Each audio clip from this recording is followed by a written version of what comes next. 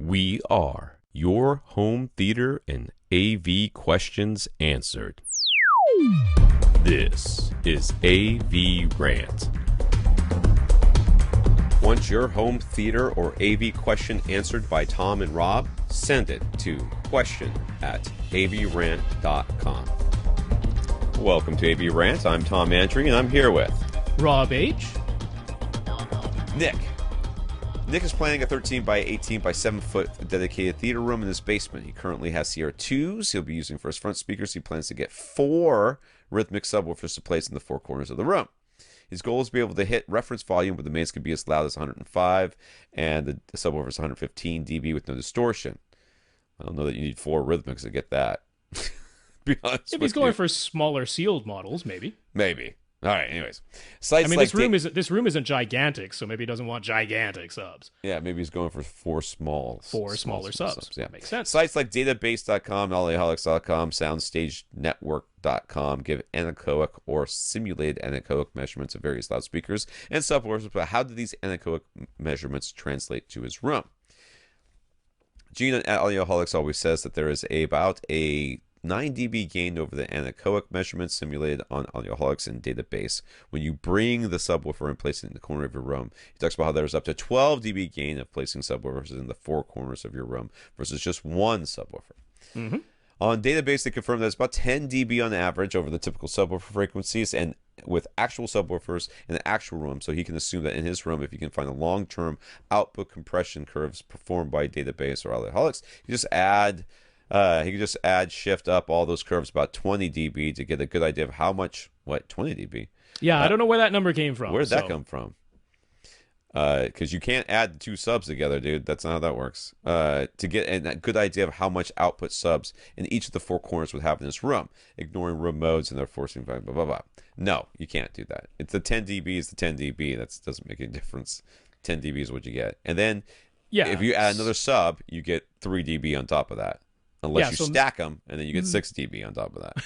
Mathematically, Gene is right. Mathematically, if you're doing a anechoic measurement of the subwoofer, and then you bring it in and put it in a corner, it should be 9 decibels louder. Right. This is all from 2 meters away. So it should be 9 decibels louder from 2 meters away. Then if you added one more sub in the opposite corner, it should go up, or in the diagonally opposite corner, it should go up by 3 dB. And then if you fill the next 2 corners, it should go up by another 3 dB. That's mathematically, it should be that. Yeah. But there's actually a loss that happens. When you go from 2 subs to 4 subs, it actually gets quieter. It's a totally unintuitive thing. It gets way more even, but not way more even, but it gets more even, but it gets quieter. So that's where mathematically Gene is right. It should be about 12 dB louder.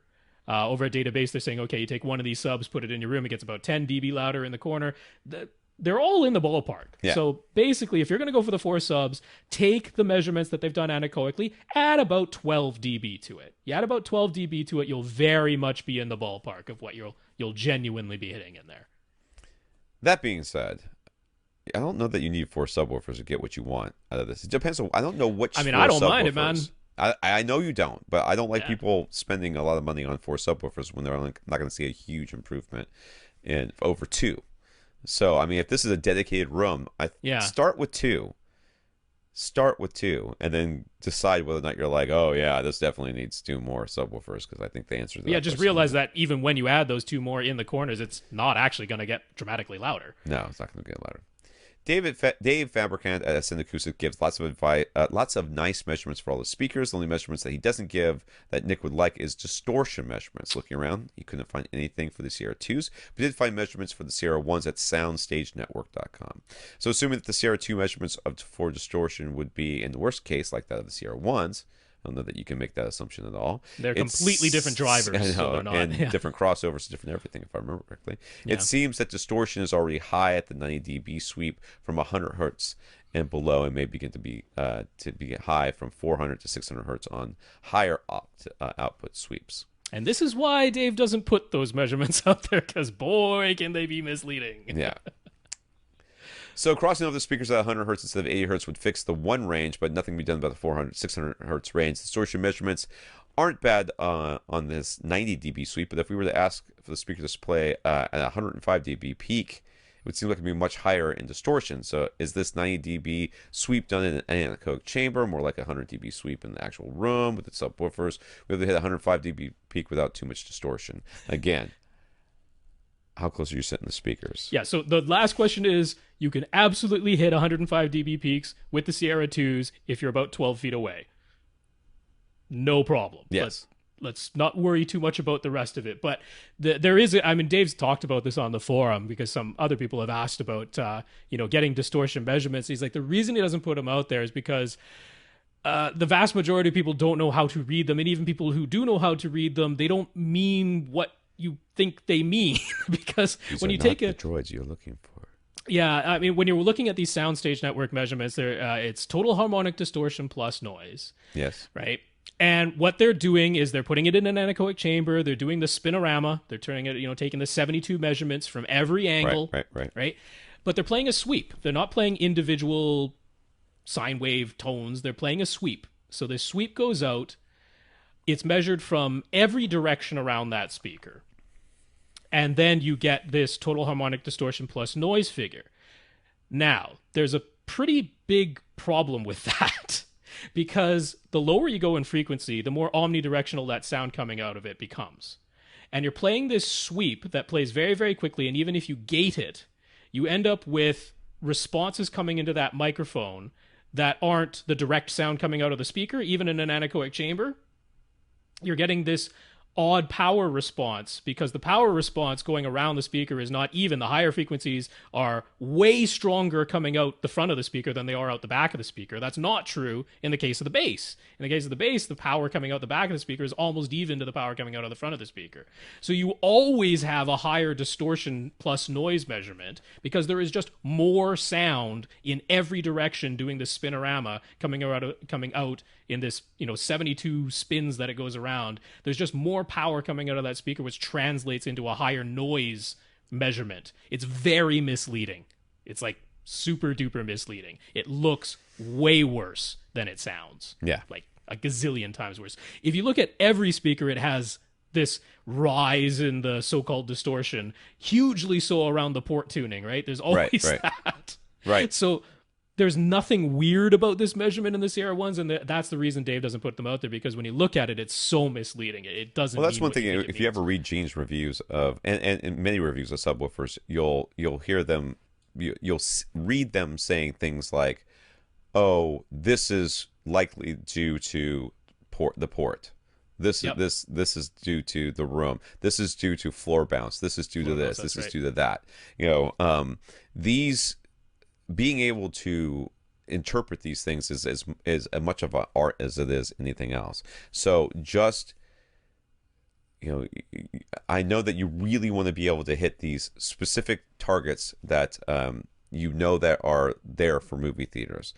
Just know that most speakers that you would be looking at when you're looking at the price range you're looking at will have absolutely no problems hitting them. You will not need four subwoofers to get there. You won't need two subwoofers to get there. You will need two subwoofers to get even bass. You will not need two subwoofers to hit 115 dB. It depends on which subwoofer you're buying, of course, but you can easily afford, if you're looking at four rhythmic subwoofers, a single subwoofer that will completely hit 115, no problem in your room, without any distortion whatsoever.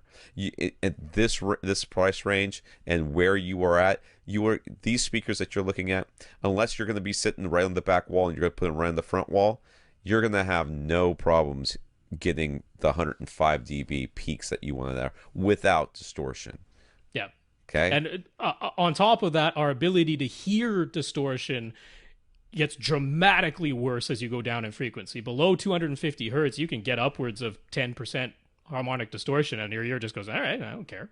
It's like it doesn't sound like distortion to you. Down at 20 hertz, you can have like 20% distortion. You still won't even notice. Yeah. So yeah, do not worry about those distortion figures. Yes, but I do appreciate that you're really trying to get a true theater experience here. Yeah. I appreciate and based that. on objective things that can be measured as opposed to just believing whatever. So yeah. Yes. Yeah, we appreciate that. But you're a little overthinking it at this point. So don't worry. Let's put your mind at ease. That's right. Get two subwoofers. Get this whatever speakers you're looking at. They're just fine. Yeah. They're more than just fun. They're going to be great, but whatever.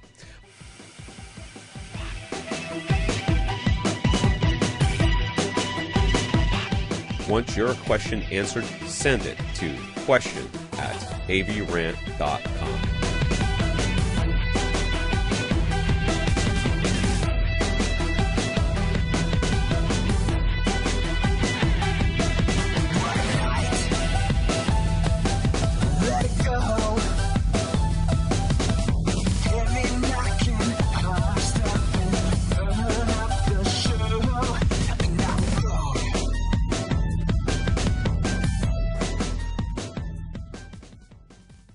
This is AVRant. Now go out and listen to something.